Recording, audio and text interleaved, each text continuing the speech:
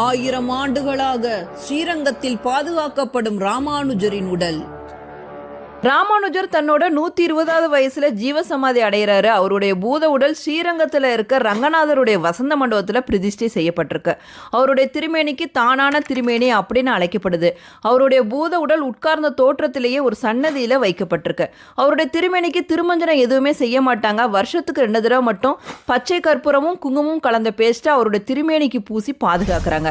1000 வருஷம் ஆகியும் அவருடைய பூத உடல் அப்படியே இருக்கிறது ரொம்ப அதிசயம்தான். ஸ்ரீரங்கம் கோயிலோட நிர்வாகத்தை நெறிப்படுத்தின பெருமை ராமானுஜரையே சாரும்.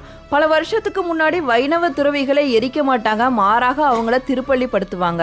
அப்படித்தான் ராமானுஜர் உடலையும் திருப்பள்ளிப்படுத்தி வச்சிருக்காங்க. இன்னைக்கும் அவரோட திருமேனியில கண்கள் திறந்திருப்பதையும் கையில நகத்தையும் தலைமுடி எல்லாத்தையும் நம்ம பார்க்க முடியும். 1000 வருஷம் கழிச்சியும் திருச்சி ஸ்ரீரங்கத்தில் இருக்க ரங்கநாதர் கோவிலில் ராமானுஜர் உடல் இன்னைக்கும் இருக்கிறத பார்க்குறப்ப